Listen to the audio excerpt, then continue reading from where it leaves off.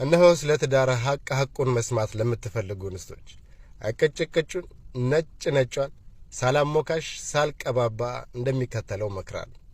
ቅድመ ጋብቻ ምርጫ ተትረፍርፎልሽ ማንን ላግባ በሚል የግርታ ጉም ተጋርደሽ ከሆነ ከዚህ በታች ያለው ሊጠቅምሽ ይችላልና አዳምጪ።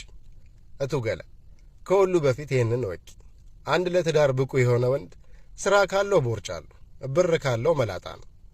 ታታሪና ቤቴ ቤቴ ባይ አባወራ ሰላላ እግሮችና ነጋሪት ሆድ እንጂ ጡንቻና ሲክስ ፓክ የለውም። አብላጫው ወንድ ገንዘብ በበሩ ሲገባ ጸጉሩ በመስኮት ይወጣል። ጸጉሩ ያላፈገፈገ ባለሞዴል አቋምና ኃላፊነት የሚሰማው ወንድ በአንድነት ባል ሆነው ሲመጡ ካየን ቆይተናል። ስለዚህ ምርጫሽ ላይ ተጠንቀቂ። ሲክስ ፓክ አይተሽ በባትና ደረቱ ተማርከሽ ስታለከልኪ አጇኳሚው ላይ እንዳትወርቂ። 2 አበባ የገዛ እሾህ ከሚሆንብሽ ቫኬሽን እያዞረሽ አይኑ ሌላ ከሚቀላውጥ ወንድ ይልቅ ሮማንቲክ ባይሆንም ገና በውቅቅላ ሳለሽ የትራስ ጨርቅሽን የቬሎ የራስ ልብስ አስመስለሽ ያገባሽውን የቃቃ ባልሽ አይነት ባይሆን እንደ አቅሙ የሚያስፈልግሽን ነገር ሳትጠይቅ የሚያደርግልሽን ሰው ባልሽ ካደረግሽ መለስተኛ ገነት ገባሽ። ይህን ስልሽ አበባ ሰጥቶ ማር ቫኬሽን አዙሮ ታማኝ የሆነ ወንድ የለም ማለት አይደለም። ግን ብዙ አይደሉም፣ ካሉም ደግሞ አግብተዋል። ስለዚህ አብዛኛው አይነት ገጥሞሽ በብልጥጥና ጊዜያዊ ብልጭልጭ ነገር ተታለሽ ይህንን ከሳትሽ ዘላቂ ሲኦል ወረድሽ ማለት ነው። እሺ መምረጡንስ መረጥኩ፣ ግን ለመሆኑ ትዳር እንዴት ነው ካልሽ ደግሞ የሚከተለውን አድምጪ። ትዳር ነጋ ጠባ የምትሳሳሚበትና ፍትፍት እየተጎራረሽ ፍቅርዬ ወዬ ወዬ የምትባባይበት ሮማንቲክ ኮሜዲ አይደለም። 90% ሎጂስቲክ አሰልቺ የቀን ተቀን ኑሮን መክፈያ መስተጋብር ደሞዝ አልባ ስራ። እውነቱን ፍርጥርጥ አድርጌ ልንገርሽ። የት ነህ? የት ደረስክ? ልጆቹ ምግብ በሉ? አምፖሉን መግዛት እንዳትረሳ። ዳይፐር ይዘና። እናት ዛሬም ይመጣሉ። ቀዩን ሸሚዝ የኔት ከተልሽው? እራት ዛሬ ምስር ነው። ሁሌ እርጥብ እየበላሽ እንዴት ልትከሺ ነው ታዲያ? አይነት ነገር ይበዛዋል። ከዚያ ግን አልፎ አልፎ በፊት ገና አፍላ ፍቅር ላይ ሳላችሁ እንደሚያደርገው አይነት እቅፍ ሳም ውድድ ሲያደርግሽ ነፍስ ትዘሪያለሽ። የሆነ ሰውዬ ሚስትና የሆኑ ልጆች እናት ከመሆንሽ በፊት ማን እንደነበርሽ ትዝ ይልሻል። ሴክሲ ያጫውትሻል። እንኳን አገባው ትያለሽ። ወዲያው ግን በፍቅር ድግስ ልባችሁ ጠፍቶ ደክማችሁ በተንጋለላችሁበት አከራያችን ደግሞ ሲደውል ነበር፣ አላነሳውለትም። ይሄ አሳማ ጨምሩ ሊለን ነው መሰለኝ ሲልሽ ወደ ፈዛዛው ደብዛዛው ለዛዛው መደበኛ ትዳርሽ ተስፈንጥረሽ ትመለሻለሽ። 2 ካልተጣላችሁ ትፋታላችሁ። ይህን ስልሽ ደግሞ ዘወትር በነገር ተቋሰሉ፣ ነጋ ጠባ ጠበኛ ሆኑ እያልኩሽ አይደለም። ግን የሚዋደድ ባልና ሚስት አልፎ አልፎ ካልተጋጨ፣ ቀን እየዘለለ ካልተደባበረ፣ ተደባብረው ካልታረቀ፣ ታርቆ እንደገና ካልተደባበረ ነገር አለ። ተጣላችሁ ማለት ትፋታላችሁ ማለት አይደለም። ይልቁንም ነገርን እያድበሰበሱ በሆድ ይፍጀውና በችየው ልኑር በከመሩት ቁጥር ክብደቱ ከመጠን ያልፍና ወገብንም ቅስብንም ሰብረው ባልጠበቁት ሰዓት ትዳሩን ይበትነዋል። እንደ ተቀበረ ቦምብ የት ጋ ነበር ሳይባል ፈንድቶ ሁለታችሁንም ይበትናችኋል።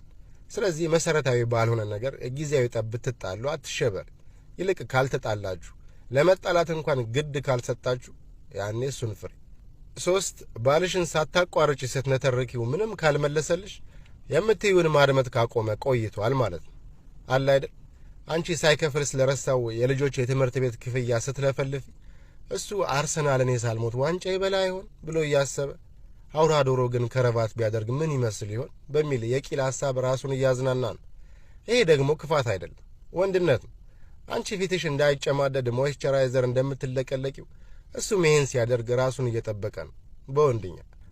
4 ባልሽ ምን አንጀትሽም ቢበጥሰው እመኚኝ ደህና የሚባለው ባል እንኳን ደጋግሞ ይበጥሰዋል። አጸፋውን ልመልስ ብለሽ ካንቋሸሽው፣ በሰው መሃል ካዋረርሽና ካሳነሽው፣ ወይ ደግሞ ሲደክም በማበርታት ፋንታ ልግመኛ ካልሽው፣ ሲከፋው እንደ ማጽናናት ሆድ ብሶት ሳለ ማጭድ ካቀበልሽው፣ ሲጎርልበት ከተሳለቅሽበት፣ ሲወድቅ ከረገጥሽው፣ ለሸረኛና አሽሟጣጭ ሰው አሳልፈሽ ከሰጠሽው፣ እንደው በአጠቃላይ ባሌ ነው ብለሽ የመረጥሽው ሰው እንደ ልቤ ያልሆነልኝም ብለሽ የወንድነት ክብሩን ከነካሽው፣ ያባወራ ማዕረጉን ግፍፍ አድርገሽ ካኮሰስሽው እቱ ገላ ሁሉ ነገር ማክተሙን። በቃ ምን ልበልሽ፣ ባልሽን እንዲህ ያለ ነገር በተለይ ደጋግመሽ ከሰራሽው የጎጆሽን ስርና መሰረት ነቀነቅሽው ማለት ነው። 5 ባልሽ ልክሽ ባይሆንም አንቺ ለራስሽ የማትመርጩ ነገር ቢሆንም ባትወጁም አስቦ ስጦታ ቢጤ ሲያመጣልሽ ያላሰብሽውን ሸክም ሲያቀልልሽ አቅፎ በማመስገን ፋንታ ቆሌውን ከገፈፍሽው ቢፋቅ የማይደበዝዝ ደማቅ ስህተት ሰራሽ። አለ አይደል? ስጦታውን እያየሽ ሲያስጠላ ምን ሆነ ነው ይህንን የገዛው? እርካሽ ነው አይደል?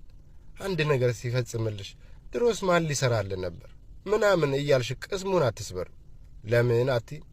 ወንድ ልጅ ከውጪ ሲታይ ያዞ ቆዳ ይኑረው እንጂ ውስጡ እምቡጥ ነው። ጥሩ የሰራ ሲመስለው ከምንም በላይ ጎሽ መባልን፣ በሚስቱ መመስገንን፣ ከባለቤቱ አበጀህ የኔ አንበሳ የሚሉ ቃላትን ይናፍቃል። ይሄንን በፌሚኒዝምኛ ስታወራርጂው ባይጥምሽም ዋጩ። ስለዚህ የባልሽን ስጦታና ድርጊት እንዳልወደድሽው እንዳልተስማማሽ መንገር ቢኖርብሽ እንኳን የተሻለ ጊዜና ሁኔታ ምረጭ። እንዴት ልበልሽ? በክፉ ቃላት ሰብረሽው ትዳርሽን ከማመስ ይልቅ ያምራል ብሎ የገዛልሽን የ60 ዓመት ባልቴት የሚያስመስልሽን ዥንጉርጉሩን ገርዳሜ ቀሚስ ለአንዲት ቀን ለብሰሽ ከዓይኑ ብትሰውሪው ቆይተሽ በመላ ደግሞ እኔ የምወደው ቀሚስ እኮ እንዲህ ያለ ነው ብትይው አይሻልም? ከፋሽ እንዴ? ኧረ አይክፋሽ። እመኝኝ፣ ይህንን ሁሉ ቀድመሽ በማወቅሽ በኋላ ከሚመጣ የከፋ የልብ ስብራት ትድኛለሽ። ልደምድምልሽ፣ ምን መሰለሽ፣ ትዳር እንከን አልባ ሰውን ፈልጎ በማግባት የሚቆም ለደስታና ለጨዋታ ብቻ የተሰራ ተቋም አይደለም። እንዳይጎረና የሚማሰል ወጥ፣ እንዳይደርቅ የሚኮተኮት የአትክልት ስፍራ፣ እንዳይታመም የሚከተብ ሕይወት ያለው ነገር።